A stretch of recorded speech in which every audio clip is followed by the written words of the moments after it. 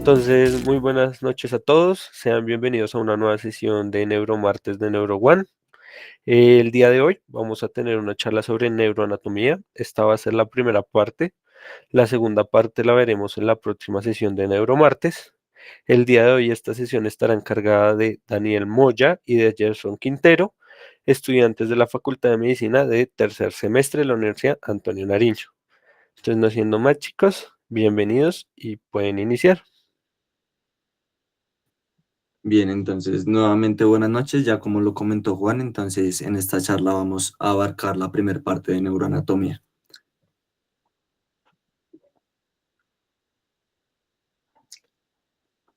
Entonces, en- para empezar a hablar de neuroanatomía es fundamental entender qué es el sistema nervioso.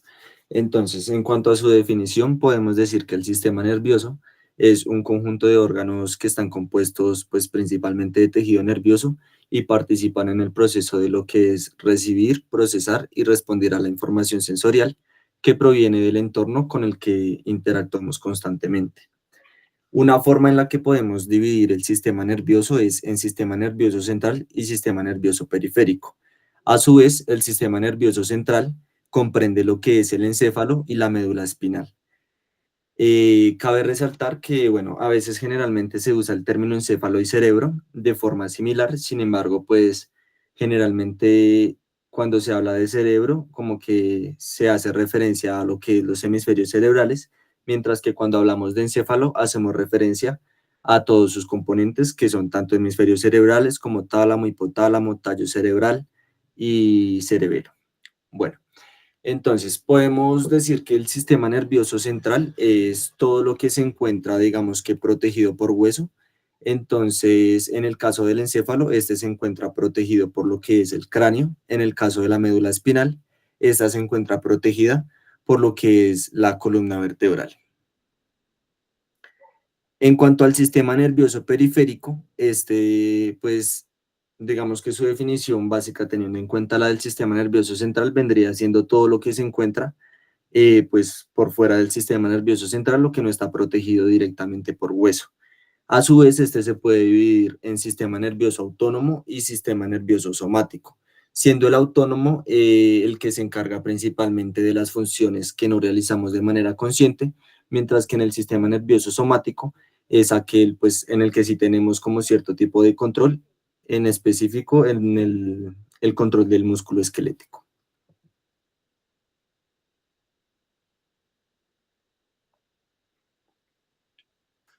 Bien, entonces, creo que es necesario profundizar un poquito más en lo que vendría siendo el sistema nervioso periférico, en especial el autónomo, ya que este pues tiene otra subdivisión, se divide en sistema nervioso simpático, parasimpático y entérico.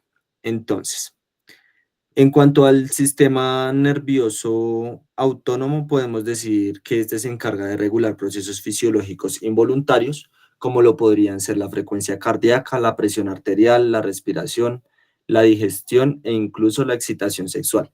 De manera pues que su información se procesa, como lo mencionaba anteriormente, a nivel más subconsciente para poder producir acciones reflejas en las partes viscerales del cuerpo.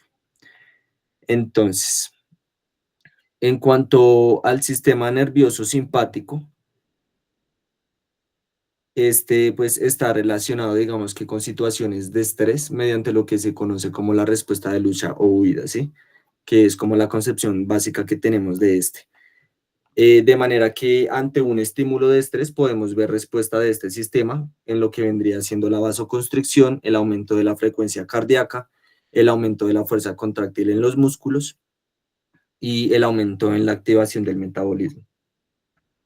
Generalmente este sistema siempre está activo, no solamente en situaciones de estrés, pero digamos que hay, en ciertas ocasiones en que los estímulos provocan que se active a mayor nivel, por decirlo así.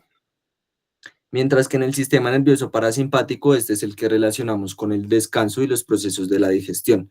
Generalmente las fibras de los nervios parasimpáticos de pues, este sistema emergen de lo que vendría siendo el sistema nervioso central a través de los siguientes pares craneales, el tercero, el séptimo, el noveno y el décimo. Entonces, A través del tercer par craneal que corresponde al oculomotor o también conocido como motor ocular común, por medio del ganglio ciliar se van a inervar lo que vendría siendo el iris, los músculos ciliares del ojo. Por otra parte, en el séptimo par craneal, es decir, el nervio facial, mediante el ganglio pterigopalatino, se inervan glándulas lagrimales, las glándulas nasales, las glándulas palatinas y las glándulas faringias. En cuanto al noveno par craneal, que corresponde al glosofaringio, mediante el ganglio, mediante el ganglio óptico, se van a inervar las glándulas parótidas. Y por último, para terminar con lo que son pares craneales, el par craneal décimo, que corresponde al vago, va, digamos que a transmitir información parasimpática a la mayoría de las vísceras torácicas y abdominales, lo que influye, digamos que en cierta medida en la relajación cardíaca. También, digamos que las raíces nerviosas de lo que vendrían siendo S2 a S4 van como a salir las fibras para inervar el colon descendente y el sigmoide, así como también el recto. En cuanto al sistema nervioso entérico, este está formado por dos plexos ganglionares, los cuales son el plexo mientérico y el plexo submucoso. En el plexo mientérico, pues este se encuentra ubicado en lo que es entre el músculo liso y el músculo longitudinal y el circular del tracto gastrointestinal. Su función principal, pues, es coordinar lo que es la contractilidad de las células musculares ciliares y longitudinales del intestino para producir los movimientos peristálticos, que, pues, como ya sabemos, son los movimientos encargados, pues, de permitir que se lleve a cabo la digestión. Y el plexo submucoso está ubicado dentro de la submucosa y se encarga de regular el movimiento del agua y los electrolitos a través de lo que es la pared intestinal. Bueno, como este es autónomo, generalmente funciona mediante actividad refleja local, sin embargo, también trabaja en conjunto con información que recibe desde el sistema nervioso simpático, así como del parasimpático.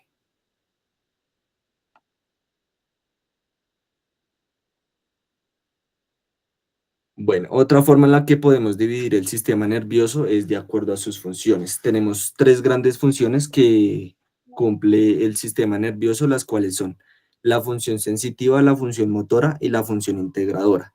En cuanto a la función sensitiva, esta es la que le permite como tal al sistema nervioso percibir y recibir toda esa información que se produce pues producto de la interacción con el entorno y con los propios órganos del cuerpo.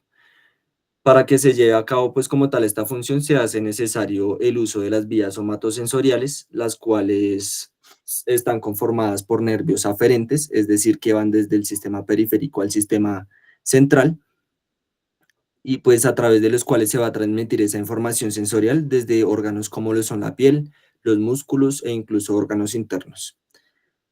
Bueno, las vías somatosensoriales funcionan principalmente a través de tres neuronas. Está una neurona de primer orden, la neurona de segundo orden y la neurona de tercer orden. En cuanto a la neurona de primer orden, esta tiene, bueno, como tal, el soma de esta neurona se encuentra ubicado en el ganglio de la raíz dorsal del nervio espinal y es el que se encarga de recibir la señal de los receptores que se encuentran distribuidos por todo el cuerpo.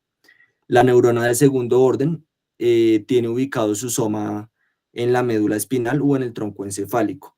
Entonces, la información que ingresa a través de la primera neurona pasa a la segunda neurona, asciende por la médula espinal hasta el tronco y posteriormente esa información se cruza al lado opuesto y asciende hacia el tálamo, para luego pasarle esa información a la neurona de tercer orden, que es la que tiene su soma ubicado en el núcleo ventral posterior del tálamo, y se encarga de enviar esa información pues transmitida por la neurona de segundo orden hacia la corteza somatosensorial primaria del cerebro, pues principalmente en el lóbulo parietal.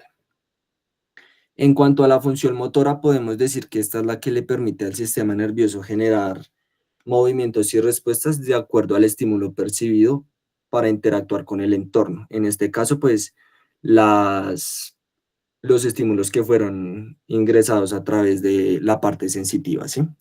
Entonces, para que se lleve a cabo esta función motora, se hace necesario el uso de los tractos corticoespinales, los cuales son los que permiten la transmisión de señales desde el sistema nervioso central, que incluye pues como tal lo que es el cerebro y la médula espinal, hacia los músculos y órganos por medio de nervios motores u eferentes. lo que permite pues como tal que se lleven a cabo contracciones musculares voluntarias o involuntarias en respuesta a ese estímulo sensitivo. Y por último está la función integradora, que pues es la capacidad que tiene el sistema nervioso para procesar, coordinar e integrar toda la información que ingresa por la vía sensitiva y generar una respuesta acorde a esa información que ingresó a través de la vía motora para poder, digamos que, generar una acción. Entonces, digamos que dentro de los centros integradores que tenemos en el encéfalo está la médula espinal, el tronco encefálico o también conocido como tallo cerebral, el cerebelo, el tálamo y el hipotálamo.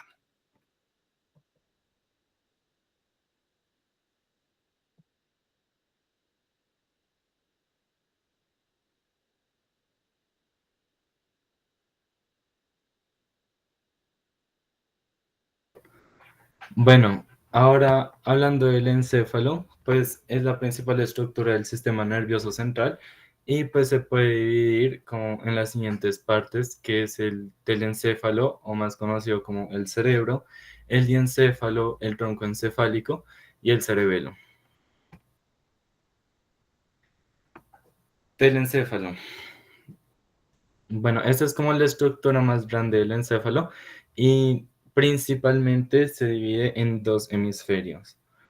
El izquierdo que trata más como de el habla o el lenguaje, el razonamiento lógico, el análisis y pues también se va a encargar como de la parte motora y sensitiva del lado derecho del cuerpo. Y por otro lado, el hemisferio derecho, el cual se va a encargar como del pensamiento espacial, el cual se refiere, por ejemplo, a la orientación o a la ubicación y pues también se va a relacionar como con la creatividad y pues también con la parte motora y sensitiva, pero esta es del lado izquierdo porque recordemos que la mayoría de las vías decursan, es decir, pasan de un lado a otro. Estos dos hemisferios van a estar separados por la cisura interhemisférica, que pues es literalmente como el que los parte o los divide en dos. Otra forma de clasificarlo es según los lóbulos. Bueno, principalmente tenemos el lóbulo frontal, el cual se va a tener una función motora voluntaria y también se va a encargar como algunos procesos cognitivos que pueden ser como la atención, la memoria, el afecto, también ayuda también se involucra en la personalidad, el razonamiento y la moral. Una parte importante del lóbulo frontal es el área de Broca, el cual se va a encargar de la producción o la articulación del habla. Y pues esta parte se va a encargar, pues es netamente motora, entonces pues. Segundo tenemos el lóbulo parietal, el cual se va a encargar como de procesar la información sensorial y también se va a encargar como de relacionar como los estímulos como con conocimientos previos y me explico. Yo puedo, por ejemplo, al sentir como la corteza de un árbol, no tengo siquiera que mirarla, pero con el solo sentirla y tener como conocimientos previos de cómo se siente, pues ya puedo identificar que, digamos, se puede sentir como rugosa la corteza. O pues también el lóbulo, pues también puede relacionarlo en el sentido de que puedes ver y relacionar con tus conocimientos previos y solamente relacionando esas dos cosas ya tienes una idea de cómo se va a sentir, pues, la corteza, en este caso, el ejemplo. Y pues básicamente eso se encarga como el lóbulo parietal, como de relacionar esos conceptos. Y pues también está involucrado como en la memoria. Tercero, tenemos el lóbulo occipital que pues ayuda a procesar la información visual. Eh, Eso completamente. Y el lóbulo temporal se encarga como de el pensamiento del sonido, la memoria y pues también tiene una parte muy importante relacionada al habla que es el área de Wernicke, que pues esta área se encarga como de la comprensión del lenguaje. Es importante tener en cuenta cómo está distribuido como cada una de estas partes, porque por ejemplo, si un paciente llega a tener como un ataque cerebrovascular, no es lo mismo a que siendo diestro le afecte en el hemisferio derecho o en el lado izquierdo. Pues si es diestro, pues va a tener más desarrollado el hemisferio izquierdo, entonces probablemente lleguen a afecciones más graves. Asimismo, en los lóbulos, si por ejemplo, si llega a haber como un ACV en el lóbulo occipital, pues digamos, pueden haber como secuelas, pueden quedar secuelas relacionadas como con problemas de visión. Y por ejemplo, si por ejemplo se afecta el área de Broca, pues no va a poder producir el lenguaje, entonces no va a poder hablar. Pero es interesante pensar cómo sí puede entender el lenguaje, porque recordemos que todavía tiene el área de Wernicke, pero pues no lo va a poder hablar. Caso contrario, si por ejemplo se afecta el área de Wernicke, que puede, que puede producir lenguaje, entonces va a hablar, se va a dar, digamos que no se va a entender con claridad porque va a hablar sin sentido, pero sí puede llegar a vocalizar. Y esas son las dos áreas, el área de Broca que se puede ver en el lóbulo frontal y el área de Wernicke en el lóbulo temporal. Bueno, hablando un poco de neuroanatomía, pues recordemos que cada persona pues puede tener como diferente estructura, esto puede variar, pero pues son cosas que las que les voy a mencionar son como las principales, como que todo el mundo o en general se llegan a encontrar pues en las personas. Principalmente tenemos, bueno, la cisura interhemisférica, que recordemos es la que separa los hemisferios, el derecho y el izquierdo. Luego tenemos la cisura central, que esta se va a encargar y lo pueden relacionar con la imagen que está superior a la izquierda. Este va a separar el lóbulo frontal del parietal.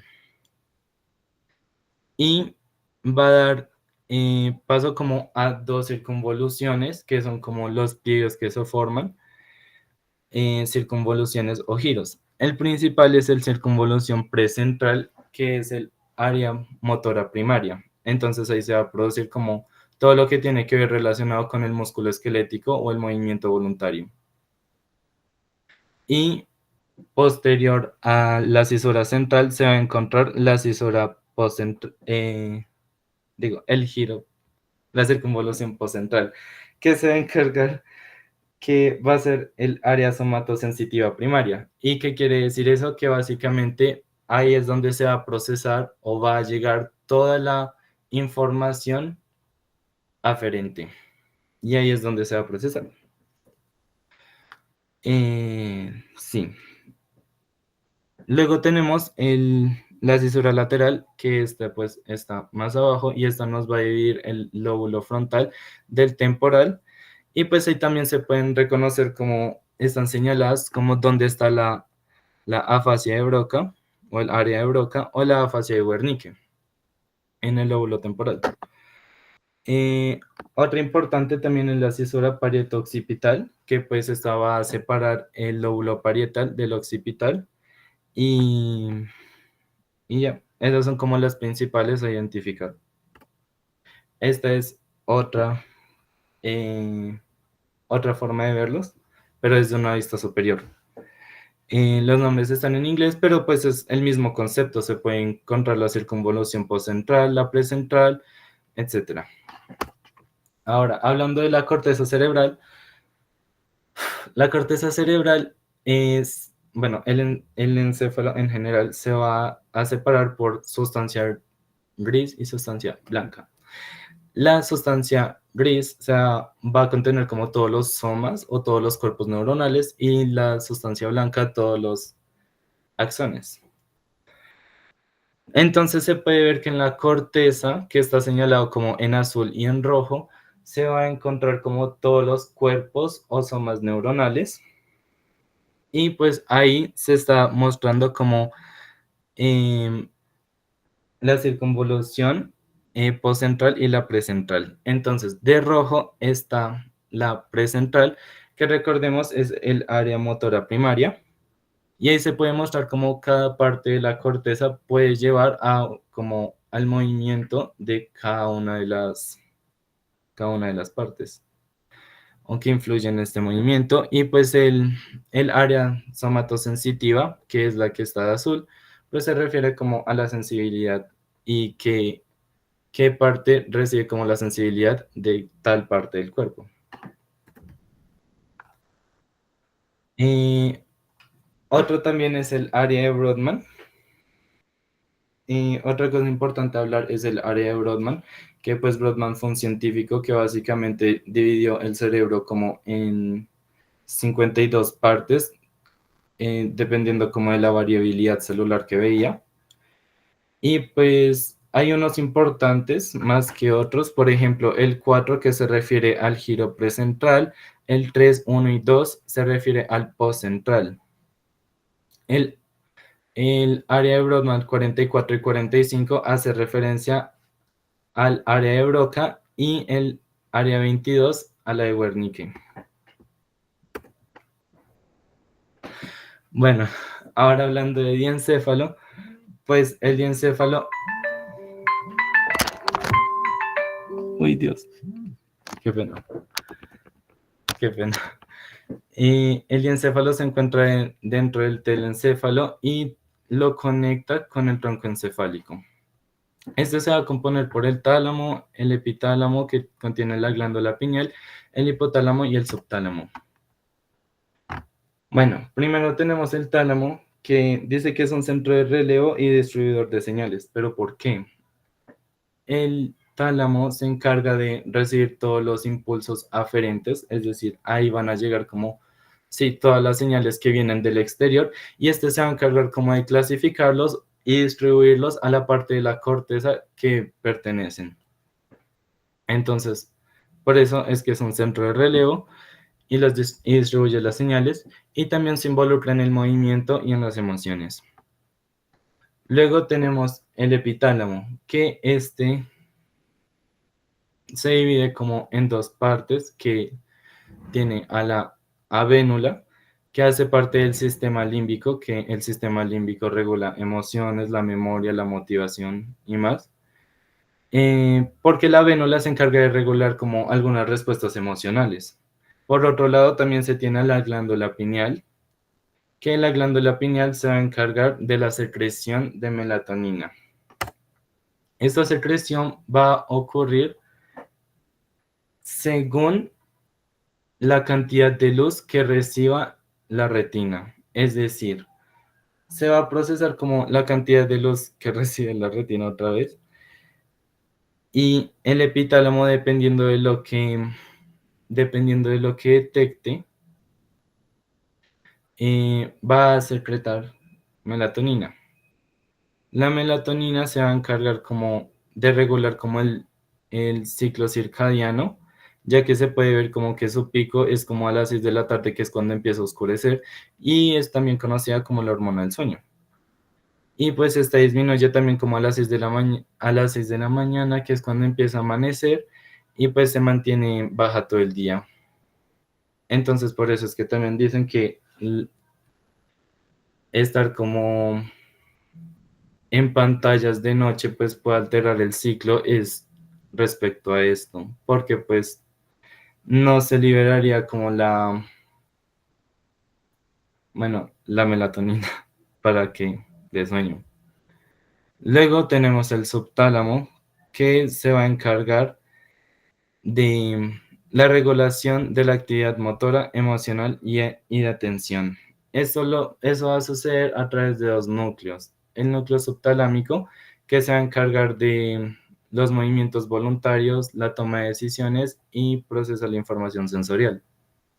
Y por otro lado, la zona inserta, el núcleo zona inserta, que se va a encargar de generar las respuestas a estrés, la regulación emocional, modulación de actividad motora, de atención, toma de decisiones y más.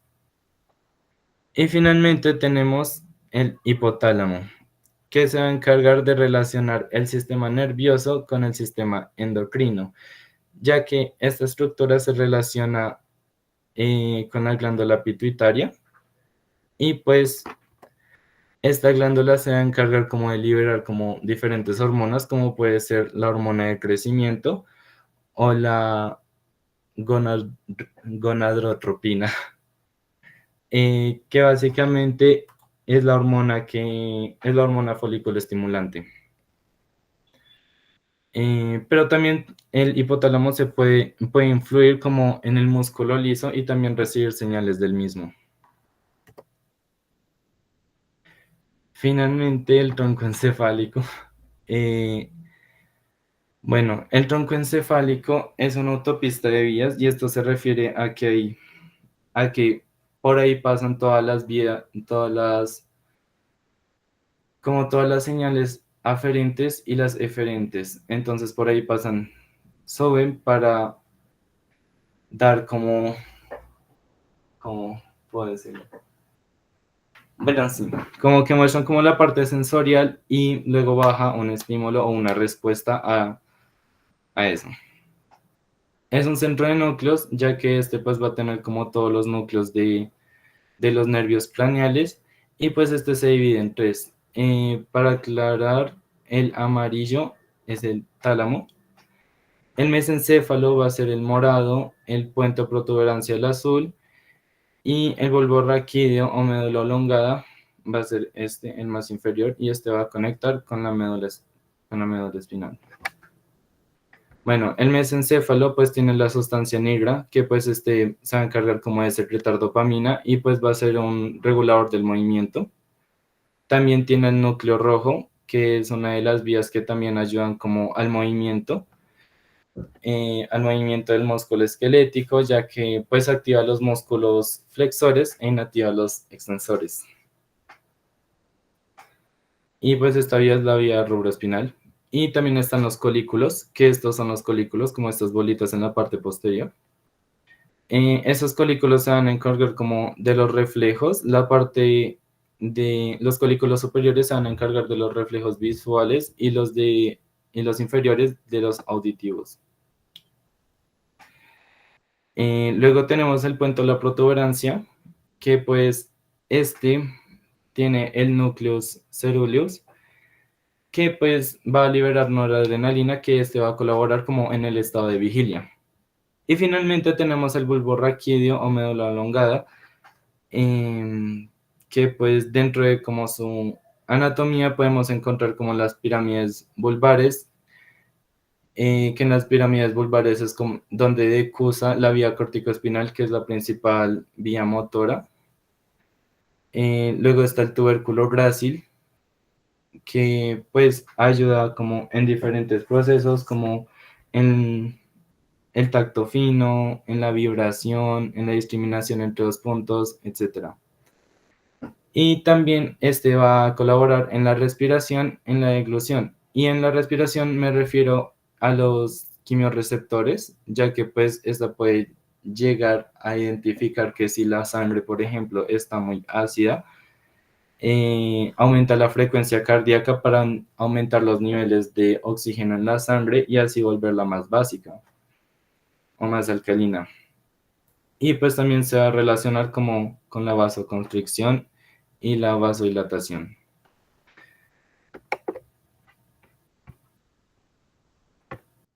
Bien, entonces, profundizando un poquito más en lo que son los núcleos de los pares craneales que se encuentran en su gran mayoría alojados en el tallo cerebral, podemos empezar hablando de lo que es el origen aparente y el origen real.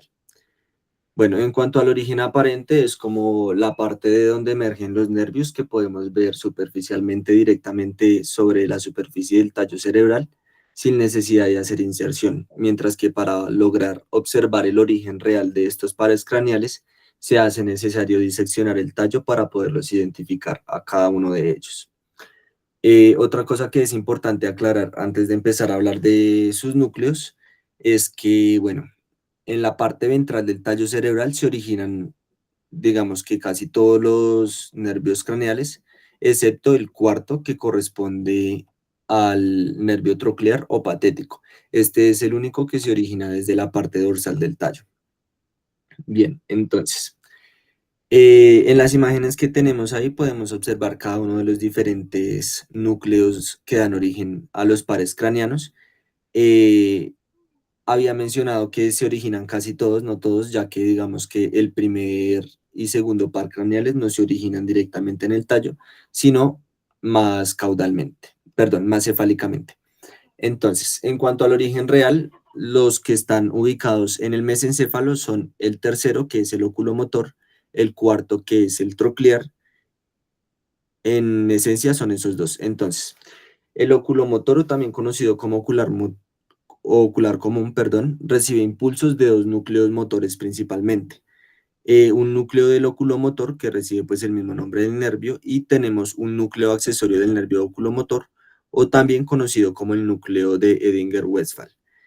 En cuanto al núcleo oculomotor, este inerva todos los músculos extraoculares del ojo excepto dos, los cuales son el músculo oblicuo superior y el músculo recto lateral. En cuanto al núcleo accesorio del nervio oculomotor, o también conocido como de Edinger-Westphal, este va a proporcionar impulsos principalmente parasimpáticos e inerva los músculos ciliares y el músculo constrictor de la pupila. Continuando con el cuarto par craneal, el nervio troclear, este, pues como ya lo había mencionado, es el único que emerge posteriormente del tallo cerebral. Es un nervio principalmente motor y tiene solamente un núcleo. Entonces, su núcleo se denomina pues igual que el nervio, núcleo del nervio troclear, e inerva el músculo oblicuo superior. Este es como tal el único nervio que decusa periféricamente. Si pueden apreciar en la imagen de la izquierda, en la parte del mesencéfalo, podemos ver que en la parte de la derecha están pues representados en rojo los motores y en azul los sensitivos. Si vemos los motores en la parte superior, el cuarto, que corresponde al nervio troclear, pues es como el único que decusa periféricamente, ¿sí? Los demás pues salen por la misma, digamos que por el mismo hemisferio, por decirlo así, o por el mismo lado lateral. Bien, en cuanto a los que se encuentran alojados en el puente de Barolio, tenemos, o protuberancia también conocida, tenemos el trigémino, el abducens, el facial y el vestíbulo coclear. Entonces, en cuanto al trigémino, este contiene pues fibras tanto motoras como sensitivas. Entonces, inmediatamente inferior al cuarto nervio craneal, es decir, el último que vimos, se encuentra el núcleo motor del trigémino. Este inerva pues principalmente los músculos de la masticación, el miloioideo, el vientre anterior del digástrico, el tensor del tímpano y el tensor del velo del paladar. En la parte izquierda de esa imagen encontramos los núcleos sensitivos del nervio trigémino. Entonces estos núcleos sensitivos son tres principalmente. El que se ve, digamos que paralelo al motor, es el núcleo sensitivo principal. Cefálicamente encontramos el núcleo mesencefálico, y más caudalmente se vendría encontrando lo que es el núcleo espinal, que pues van a dar origen como tal a todas las ramas sensitivas del nervio trigémino. Y pues como tal se encargan de inervar lo que es la cara y la cabeza. En cuanto al sexto par, que es el abducens, este es un nervio principalmente motor y tiene un núcleo, el cual se ve, digamos que rodeado por el séptimo par craneal, es ese que se encuentra inmediatamente inferior al núcleo motor del quinto par. Se denomina núcleo del nervio abducens e inerva el músculo recto lateral. En cuanto al facial, como lo mencionaba, es el que se encuentra inferior y lateral al núcleo del sexto par, y sus fibras rodean pues de forma periférica al núcleo del sexto par. Bueno, en cuanto al facial, este es un nervio que es tanto motor como sensitivo, y digamos que sus fibras están compuestas principalmente por tres núcleos. Está el núcleo motor del nervio facial, que es el que les mencionaba. Está el núcleo parasimpático, que corresponde pues al núcleo salival superior, el que se logra ver inmediatamente inferior al que les mencionaba anteriormente. Ese, digamos que se une con las fibras que emergen del núcleo motor del facial.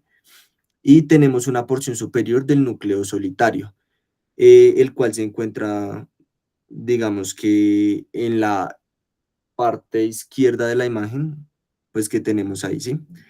que pues corresponde como a su núcleo sensitivo. Bueno, en cuanto al octavo par craneal, tenemos el vestíbulo coclear.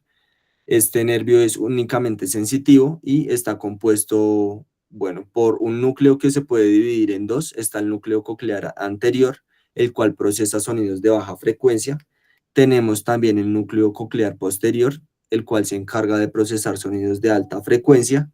Tenemos los núcleos vestibulares, estos digamos que son cuatro en esencia, está el superior, el inferior, el lateral y el medial, y se encargan pues del procesamiento de lo que es el equilibrio.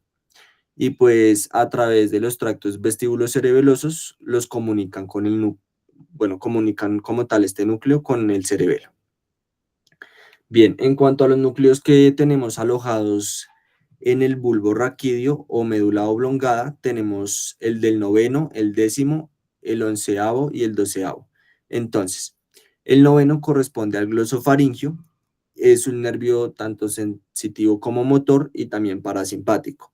Entonces está compuesto, pues, digamos que por tres núcleos. Está el núcleo ambiguo, el cual se encarga de inervar el músculo estilofaringio. Está el núcleo solitario, que recibe la información sensorial, pues gustativa de principalmente un tercio posterior de la lengua, por lo tanto, pues es un núcleo sensorial, y es el núcleo parasimpático que corresponde al salival inferior. Este se encarga principalmente de inervar la glándula parótida. En cuanto al vago, este es un nervio que también es motor sensitivo y parasimpático y tiene en común algunos núcleos con sí, con el noveno par. Entonces, está el núcleo ambiguo que inerva desde el nervio vago los músculos de la faringe y la laringe. Está el núcleo parasimpático que corresponde al núcleo motor dorsal del nervio vago y va a recibir como tal las fibras aferentes del tracto gastrointestinal superior, así como del hígado, el páncreas, el corazón y los bronquios. Y el núcleo solitario que va a ser el sensitivo, recibiendo principalmente impulsos aferentes del seno carotídeo. En cuanto al núcleo del onceavo par, que es el accesorio, este es un nervio meramente motor y se compone de dos núcleos. El ambiguo, que como ya habíamos mencionado anteriormente, pues hace parte también de los núcleos de otros pares craneales. Este en el accesorio se encarga de inervar los músculos trapecio y esternocleidomastoideo, y finalmente el núcleo del nervio accesorio, pues propiamente dicho de este par. También encontramos el doceavo, que es el hipogloso, es un nervio motor también, y tiene pues como tal el núcleo del hipogloso, que es el que se puede apreciar en la línea media hacia la derecha o hacia el lateral derecho de la médula oblongar. Y pues este se encarga de inervar los músculos iogloso, geniogloso y estilogloso.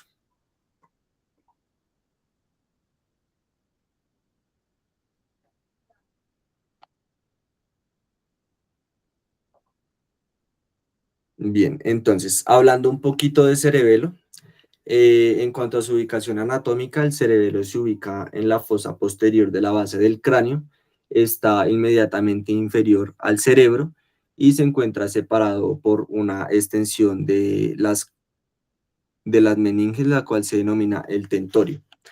Se encuentra unido al tallo cerebral posteriormente a través de los pedúnculos cerebelosos superior, medio e inferior. En cuanto a sus funciones generales, el cerebelo, digamos que interviene en lo que es la regulación del movimiento motor, el control del equilibrio, se encarga de coordinar movimientos en la marcha, mantiene la postura y controla el tono muscular. Cabe aclarar que, bueno, generalmente el cerebelo se encarga es como de coordinar esas funciones, principalmente motoras, pero no es capaz de iniciarlas por sí mismo, ya que pues digamos que los movimientos motores se inician desde la corteza cerebral, son procesados en el cerebelo para coordinarlos y posteriormente pues se ejecutan. Bueno, en cuanto a sus lóbulos, encontramos tres. Está el lóbulo anterior, el lóbulo flóculo-nodular y el lóbulo posterior. El lóbulo flóculo-nodular se separa del posterior mediante la fisura posterolateral, y a su vez el lóbulo posterior se separa del anterior a través de la fisura primaria.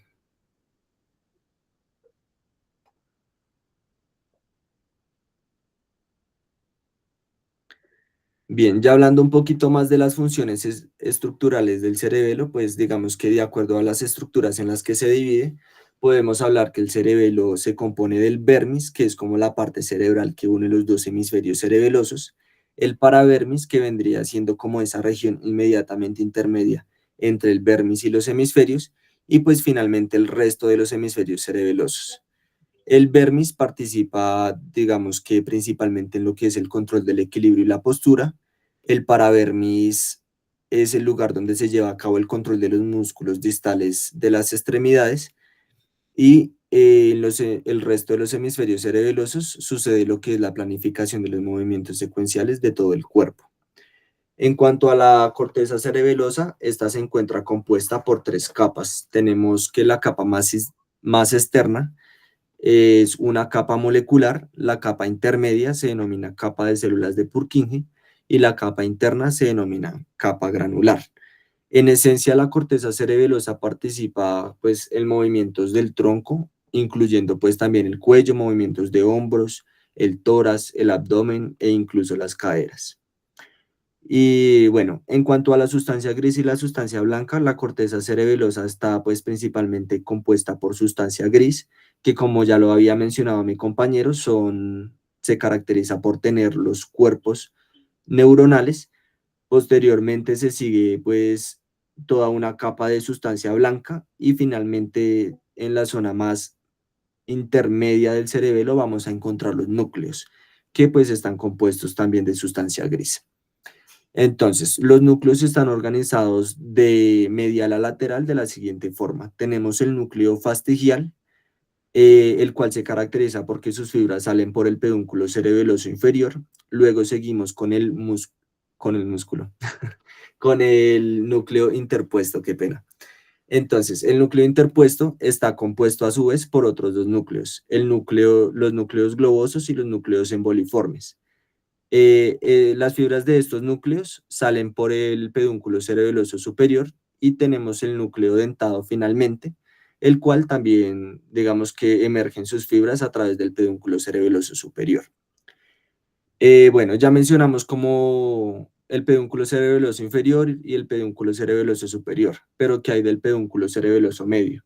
Pues este se encarga principalmente de ingresar las fibras nerviosas aferentes desde la protuberancia o puente de Barolio hacia el cerebelo.